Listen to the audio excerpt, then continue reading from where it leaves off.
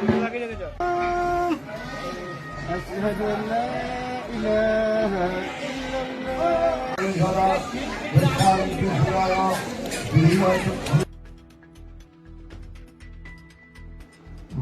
একপাশে মুসলিম ভাইয়ের আজান ও নামাজের পর শুরু হলো কালী ও লক্ষ্মী দেবীর পুজো।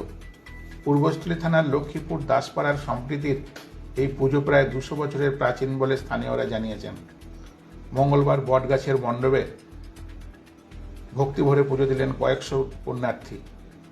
রক্ষাকালীর পুজো উপলক্ষে মানত পূরণে ছাগ ও মেষ বলির সংখ্যাও প্রায় 200। মণ্ডপ চত্বর জুড়ে বিশাল মেলা বসেছে।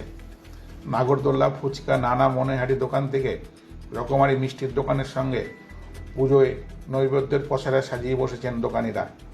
তবে মূল পুজো একদিনের হলেও মেলায় রেস চলে 2 দিন ধরে। প্রাচীন রীতিনীতি মেনে এদিন সূর্যাস্তের আগেই কালী প্রতিমার বিসর্জন হয়ে গেল।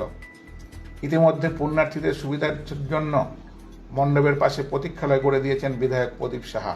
থেকে মা বাবার তারা ভুলে গেছে, তাই সর্বসাধারণ পুজো হয়। আর সামনে এই মঙ্গলবারই হয়, একই দিনই পুজো হয়, তার 2 দিন মেলা হয়, কেনা হয় 2 দিন মেলা হয়। তারপরে এই মোটামুটি এখানে পুজো ফুল গাছ ছিল, বলতো নাকি আমার মোটামুটি 80 বছর বয়স হয়ে গেল, ফুল গাছ আমরা দেখিনি। বট গাছটা এইভাবেই দেখি, বট গাছটা এখন বর্তমানে আছে, ফুল গাছটা বর্তমান হয়ে গিয়েছে।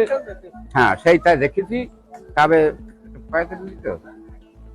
পায়তা বিবির আগে চিন্নি বিলি হয়, মহিলারা তারা বিলি করে,